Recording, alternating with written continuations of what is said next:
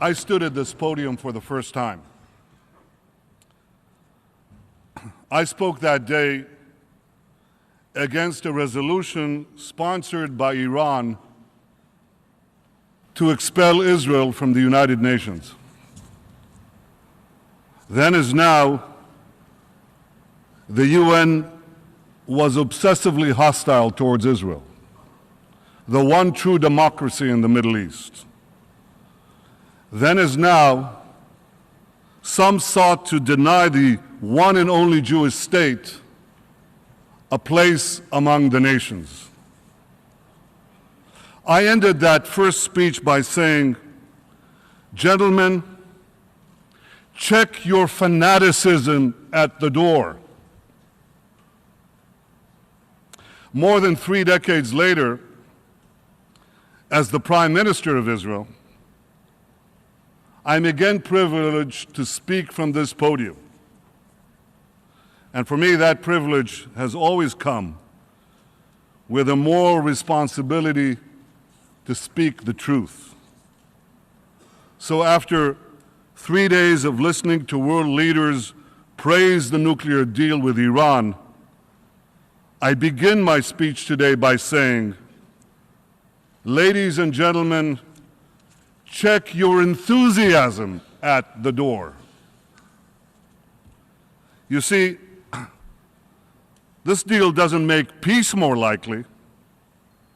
By fueling Iran's aggressions with billions of dollars in sanctions relief, it makes war more likely. Just look at what Iran has done in the last 6 months alone, since the framework agreement was announced in Lausanne. Iran boosted its supply of devastating weapons to Syria. Iran sent more soldiers of its Revolutionary Guard into Syria. Iran sent thousands of Afghani and Pakistani Shiite fighters to Syria. Iran did all this to prop up Assad's brutal regime. Iran also shipped tons of weapons and ammunition to the Houthi rebels in Yemen, including another shipment just 2 days ago. Iran threatened to topple Jordan. Iran's proxy, Hezbollah, smuggled into Lebanon SA-22 missiles to down our planes and Yahoun cruise missiles to sink our ships. Iran supplied Hezbollah with precision-guided surface-to-surface missiles and attack drones so it can accurately hit any target in Israel. Iran aided Hamas and Islamic Jihad in building armed drones in Gaza. Iran also made clear its plans to open 2 new terror fronts against Israel, promising to arm Palestinians in the West Bank and sending its Revolutionary Guard generals to the Golan Heights, from which its operatives recently fired rockets on northern Israel. Israel will continue to respond forcefully to any attacks against it from Syria. Israel will continue to act to prevent the transfer of strategic weapons to Hezbollah from and through Syrian territory. Every few weeks, Iran and Hezbollah set up new terror cells in cities throughout the world. 3 such cells were recently uncovered in Kuwait, Jordan, and Cyprus. In May, security forces in Cyprus raided a Hezbollah agent's apartment in the city of Larnaca. There they found 5 tons of ammonium nitrate. That's roughly the same amount of ammonium nitrate that was used to blow up the federal building in Oklahoma City. And that's just in one apartment, in one city, in one country. But Iran is setting up dozens of terror cells like this around the world. Ladies and gentlemen, they're setting up those terror cells in this hemisphere too. I repeat, Iran's been doing all of this, everything that I've just described, just in the last 6 months, when it was trying to convince the world to remove the sanctions. Now just imagine what Iran will do after those sanctions are lifted. Unleashed and unmuzzled, Iran will go on the prowl, devouring more and more prey. In the wake of the nuclear deal, Iran is spending billions of dollars on weapons and satellites. You think Iran is doing that to advance peace? You think hundreds of billions of dollars in sanctions relief and fat contracts will turn this rapacious tiger into a kitten? If you do, you should think again. In 2013, President Rouhani began his so-called charm offensive here at the UN. 2 years later, Iran is executing more political prisoners, escalating its regional aggression, and rapidly expanding its global terror network. You know, they say actions speak louder than words. But in Iran's case, the words speak as loud as the actions. Just listen to the deputy commander of Iran's Revolutionary Guard Quds Force. Here's what he said in February, quote, "The Islamic Revolution is not limited by geographic borders." He boasted that Afghanistan, Iraq, Lebanon, Syria, Palestine, and Yemen are among the countries being, quote, "conquered by the Islamic Republic of Iran," end quote. Conquered. And for those of you who believe that the deal in Vienna will bring a change in Iran's policy, just listen to what Iran's supreme leader, Ayatollah Khamenei, said 5 days after the nuclear deal was reached. Quote, "Our policies towards the arrogant government of the United States will not change. The United States," he vowed, "will continue to be Iran's enemy." While giving the mullahs more money is likely to fuel more repression inside Iran, it will definitely fuel more aggression outside Iran. As the leader of a country defending itself every day against Iran's growing aggression, I wish I could take comfort in the claim that this deal blocks Iran's path to nuclear weapons. But I can't, because it doesn't.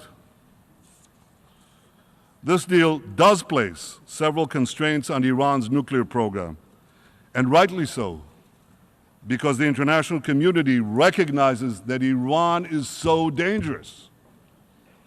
But you see, here's the catch. Under this deal, if Iran doesn't change its behavior, in fact, if it becomes even more dangerous in the years to come, the most important constraints will still be automatically lifted by year 10 and by year 15. That would place a militant Islamic terror regime weeks away from having the fissile material for an entire arsenal of nuclear bombs. That just doesn't make any sense. I've said that if Iran wants to be treated like a normal country, let it act like a normal country. But this deal will treat Iran like a normal country even if it remains a dark theocracy that conquers its neighbors, sponsors terrorism worldwide, and chants death to Israel, death to America. Does anyone seriously believe that flooding a radical theocracy with weapons and cash will curb its appetite for aggression? Do any of you really believe that a theocratic Iran with sharper claws and sharper fangs will be more likely to change its stripes?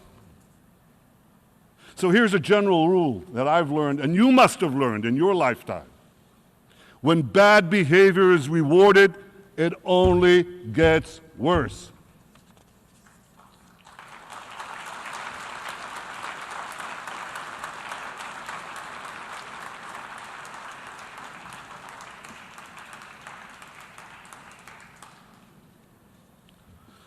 Ladies and gentlemen, I've long said that the greatest danger facing our world is the coupling of militant Islam with nuclear weapons. And I'm gravely concerned that the nuclear deal with Iran will prove to be the marriage certificate of that unholy union. I know that some well-intentioned people sincerely believe that this deal is the best way to block Iran's path to the bomb. But one of history's most important, yet least learned lessons is this: the best intentions don't prevent the worst outcomes. The vast majority of Israelis believe that this nuclear deal with Iran is a very bad deal. And what makes matters even worse is that we see a world celebrating this bad deal, rushing to embrace and do business with a regime openly committed to our destruction. Last week, Major General Salehi, the commander of Iran's army, proclaimed this, quote, "We will annihilate Israel for sure. We are glad that we are in the forefront of executing the Supreme Leader's order to destroy Israel." End quote.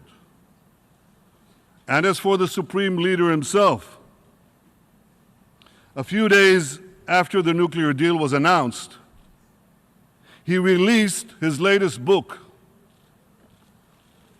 Here it is. It's a 400-page screed detailing his plan to destroy the state of Israel. Last month, Khamenei once again made his genocidal intentions clear before Iran's top clerical body, the Assembly of Experts. He spoke about Israel, home to over 6 million Jews. He pledged, quote, "There will be no Israel in 25 years." End quote. 70 years after the murder of 6 million Jews,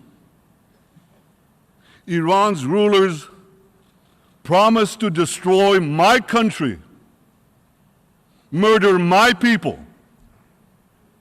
And the response from this body,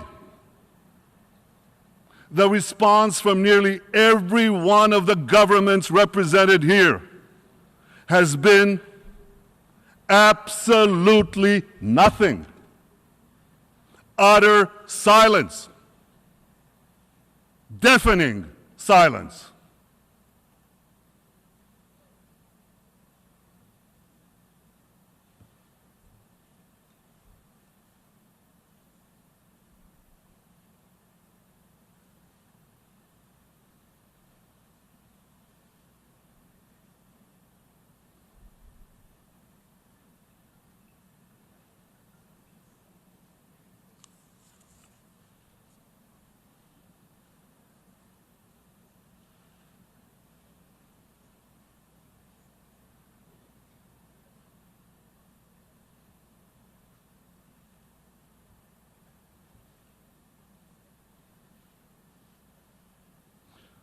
Perhaps you can now understand why Israel is not joining you in celebrating this deal.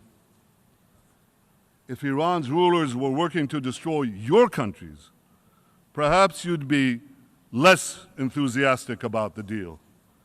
If Iran's terror proxies were firing thousands of rockets at your cities, perhaps you'd be more measured in your praise. And if this deal were unleashing a nuclear arms race in your neighborhood, perhaps you'd be more reluctant to celebrate. But don't think that Iran is only a danger to Israel. Besides Iran's aggression in the Middle East and its terror around the world, Iran is also building intercontinental ballistic missiles whose sole purpose is to carry nuclear warheads. Now remember this, Iran already has missiles that can reach Israel. So those intercontinental ballistic missiles that Iran is building, they're not meant for us. They're meant for you, for Europe, for America, for raining down mass destruction anytime, anywhere. Ladies and gentlemen, it's not easy to oppose something that is embraced by the greatest powers in the world. Believe me, it would be far easier to remain silent. But throughout our history, the Jewish people have learned the heavy price of silence. And as the Prime Minister of the Jewish state, as someone who knows that history, I refuse to be silent.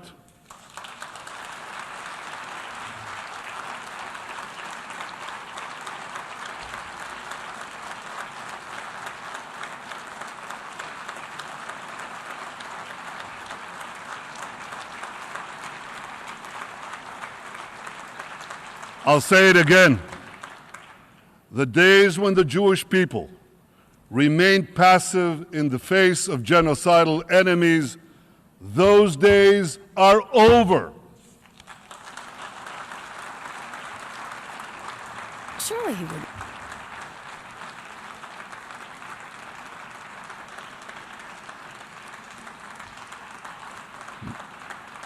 Not being passive means speaking up about those dangers. We have, we are, we will.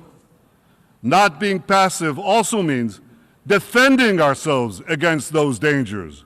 We have, we are, and we will.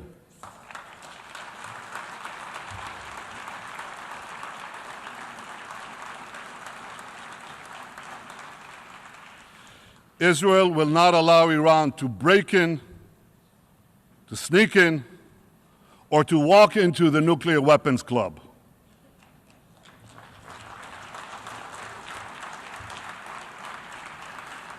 I know that preventing Iran from developing nuclear weapons remains the official policy of the international community. But no one should question Israel's determination to defend itself against those who seek our destruction. For in every generation, there were those who rose up to destroy our people. In antiquity, we faced destruction from the ancient empires of Babylon and Rome. In the Middle Ages, we faced inquisition and expulsion. And in modern times, we face pogroms and the Holocaust. Yet the Jewish people persevered. And now another regime has arisen, swearing to destroy Israel. That regime would be wise to consider this. I stand here today representing Israel, a country 67 years young, but the nation state of a people nearly 4,000 years old. Yet the empires of Babylon and Rome are not represented in this Hall of Nations. neither is the thousand-year Reich. Those seemingly invincible empires are long gone. But Israel lives. The people of Israel live. Am Yisrael Chai.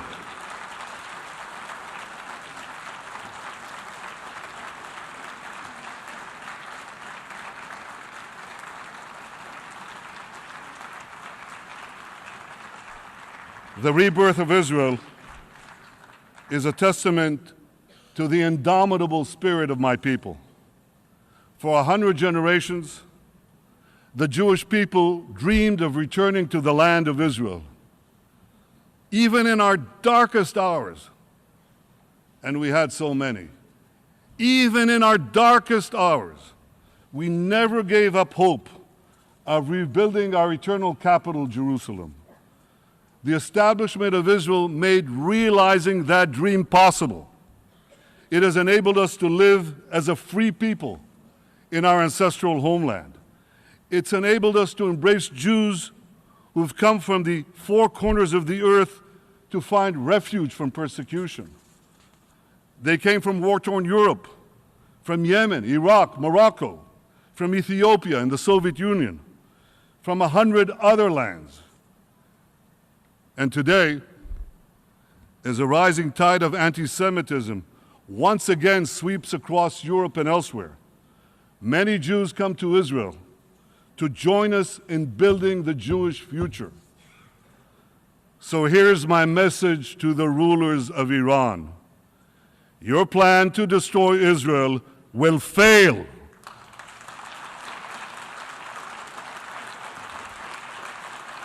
Israel will not permit any force on earth to threaten its future.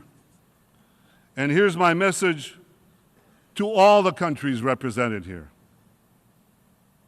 Whatever resolutions you may adopt in this building, whatever decisions you may take in your capitals, Israel will do whatever it must do to defend our state and to defend our people.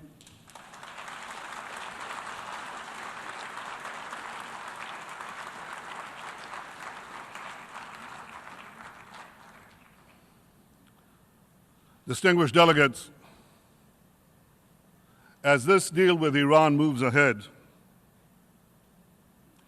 I hope you'll enforce it. How can I put this? With a little more rigor than you showed with the 6 Security Council resolutions that Iran has systematically violated and which now have been effectively discarded. Make sure that the inspectors actually inspect. Make sure that the snapback sanctions actually snap back. And make sure that Iran's violations aren't swept under the Persian rug.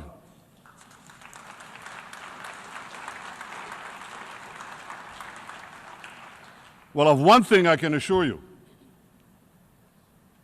Israel will be watching closely. What the international community now needs to do is clear. First, make Iran comply with all its nuclear obligations. Keep Iran's feet to the fire.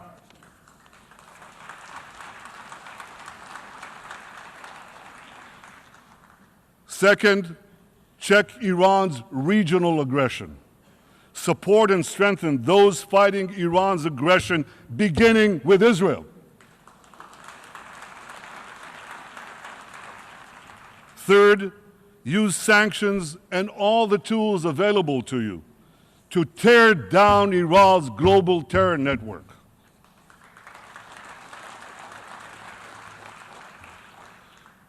Ladies and gentlemen, Israel is working closely with our Arab peace partners to address our common security challenges from Iran and also the security challenges from ISIS and from others. We're also working with other states in the Middle East. as well as countries in Africa, in Asia, and beyond. Many in our region know that both Iran and ISIS are our common enemies. And when your enemies fight each other, don't strengthen either one, weaken both.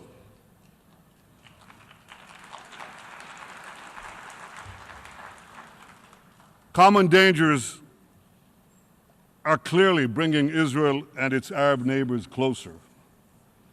And as we work together to thwart those dangers, I hope we'll build lasting partnerships for security, for prosperity, and for peace. But in Israel, we never forget one thing. We never forget that the most important partner that Israel has always been and will always be the United States of America.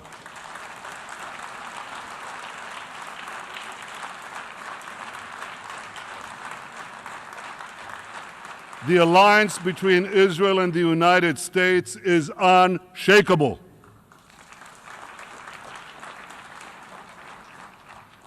President Obama and I agree on the need to keep arms out of the hands of Iran terror proxies. We agree on the need to stop Iran from destabilizing countries throughout the Middle East. Israel deeply appreciates President Obama's willingness to bolster our security, help Israel maintain its qualitative military edge, and help Israel confront the enormous challenges we face. Israel is grateful that this sentiment is widely shared by the American people and its representative in Congress, by both those who supported the deal and by those who opposed it.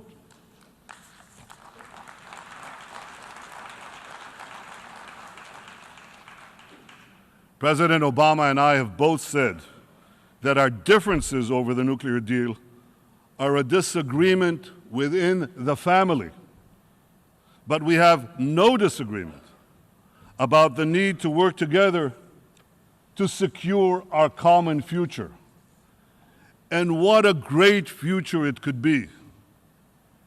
Israel is uniquely poised to seize the promise of the 21st century. Israel is a world leader in science and technology, in cyber, software, water, agriculture, medicine, biotechnology, and so many other fields that are being revolutionized by Israeli ingenuity and Israeli innovation.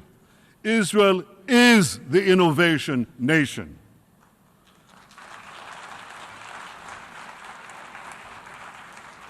Israeli know-how is everywhere. It's in your computer's microprocessors and flash drives. It's in your smartphones when you send instant messages and navigate your cars.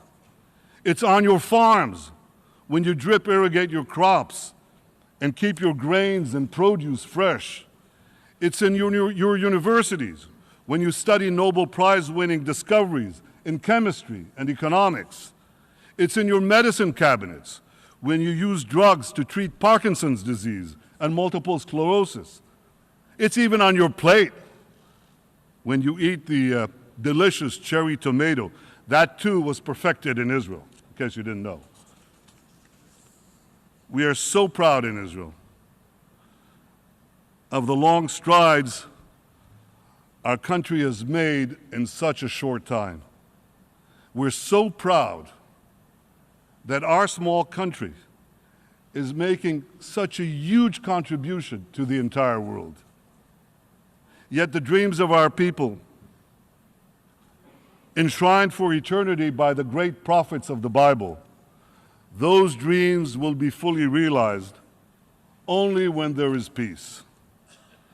As the Middle East descends into chaos, Israel's peace agreements with Egypt and Jordan are two cornerstones of stability. Israel remains committed to achieving peace with the Palestinians as well. I stood at this podium for the first time. I spoke that day against a resolution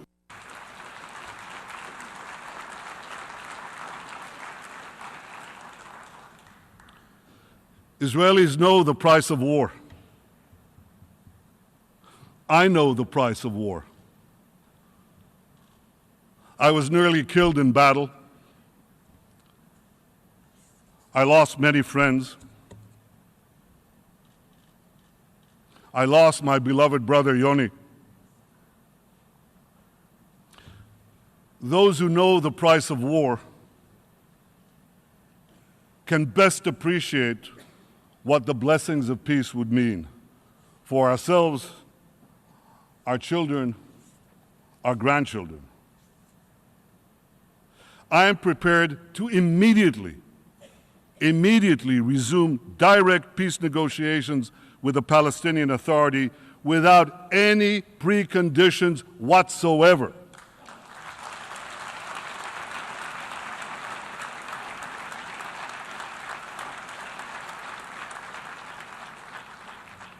Unfortunately, President Abbas said yesterday that he is not prepared to do this.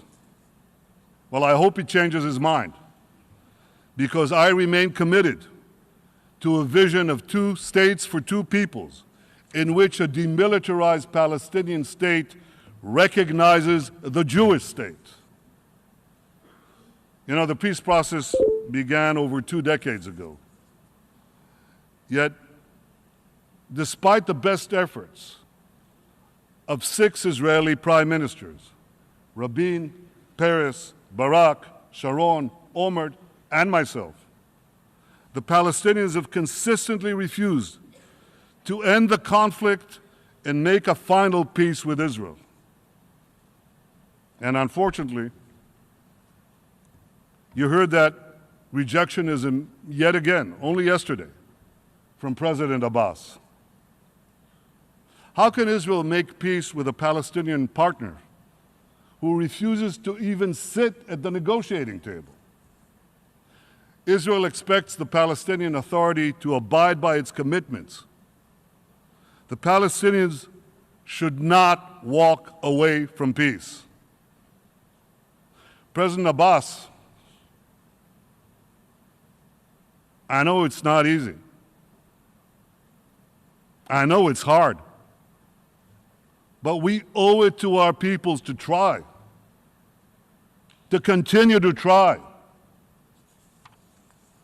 Because together, if we actually negotiate and stop negotiating about the negotiations, if we actually sit down and try to resolve this conflict between us, recognize each other, not use a Palestinian state as a stepping stone for another Islamist dictatorship in the Middle East, but something that will live at peace next to the Jewish state. If we actually do that, we can do remarkable things for our peoples.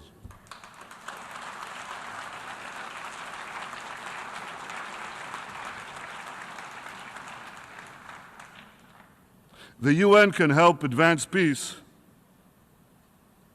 by supporting direct, unconditional negotiations between the parties. The UN won't help peace, certainly won't help advance peace, by trying to impose solutions or by encouraging Palestinian rejectionism. And the UN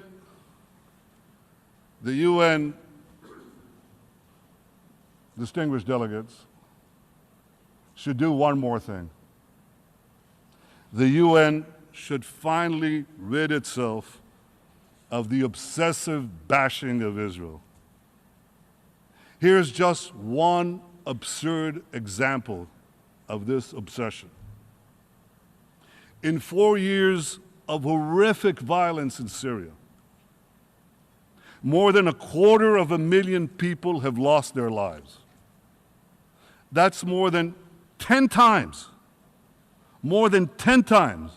the number of Israelis and Palestinians combined who've lost their lives in a century of conflict between us.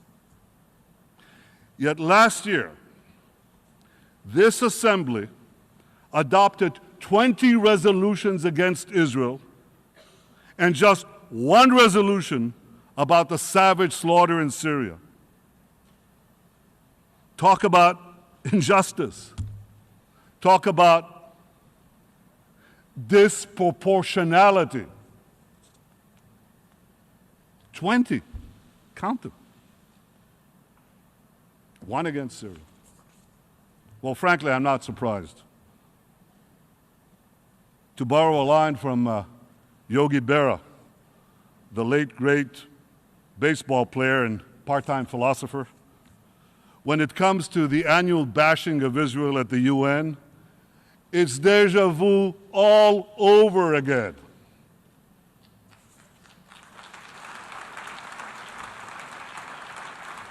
Enough. 31 years after I stood here for the first time, I'm still asking,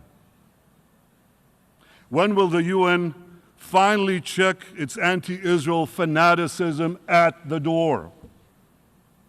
When will the UN finally stop slandering Israel as a threat to peace and actually start helping Israel advance peace? And the same question should be posed to Palestinian leaders. When will you start working with Israel to advance peace and reconciliation and stop libeling Israel, stop inciting hatred and violence? President Abbas, here's a good place to begin. Stop spreading lies about Israel's alleged intentions on the Temple Mounts. Israel is fully committed to maintaining the status quo there. What President Abbas should be speaking out against are the actions of militant Islamists who are smuggling explosives into the Al-Aqsa Mosque and who are trying to prevent Jews and Christians from visiting the holy sites. That's the real threat to these sacred sites.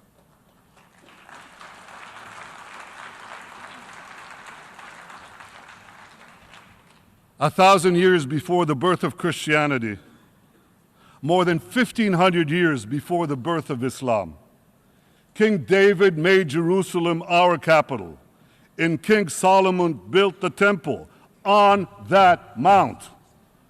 Yet Israel will always respect the sacred shrines of all in a region plagued by violence and by unimaginable intolerance, in which Islamic fanatics are destroying the ancient treasures of civilization. Israel stands out as a towering beacon of enlightenment and tolerance.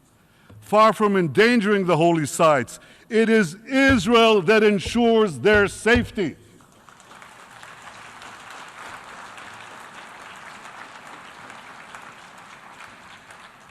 Because unlike the powers who have ruled Jerusalem in the past, Israel respects the holy sites and freedom of worship of all, Jews, Muslims, Christians, everyone. And that, ladies and gentlemen, will never change, because Israel will always stay true to its values. These values are on display each and every day when Israel's feisty parliament vigorously debates every issue under the sun, when Israel's Chief Justice sits in her chair at our fiercely independent Supreme Court, when our Christian community continues to grow and thrive from year to year as Christian communities are decimated elsewhere in the Middle East, when a brilliant young Israeli Muslim student gives her valedictorian address at one of our finest universities, and when Israeli doctors and nurses from the Israeli military treat thousands of wounded from the killing fields of Syria and thousands more in the wake of natural disasters from Haiti to Nepal. This is the true face of Israel. These are the values of Israel. And in the Middle East, these values are under savage assault by militant Islamists who are forcing millions of terrified people to flee to distant shores. 10 miles from ISIS, a few hundred yards from Iran's murderous proxies, Israel stands in the breach, proudly and courageously defending freedom and progress. Israel is civilization's front line in the battle against barbarism. So here's a novel idea for the United Nations. Instead of continuing the shameful routine of bashing Israel, stand with Israel. Stand with Israel as we check the fanaticism at our door. Stand with Israel as we prevent that fanaticism from reaching your door.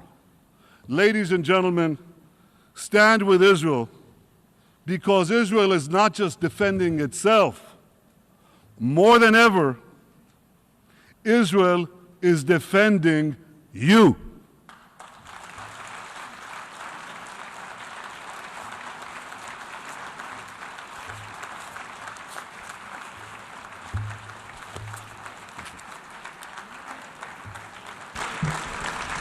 On behalf of General Assembly, I wish to thank Prime Minister of the State of Israel for the safe statement just made, and I request protocol to escort His Excellency.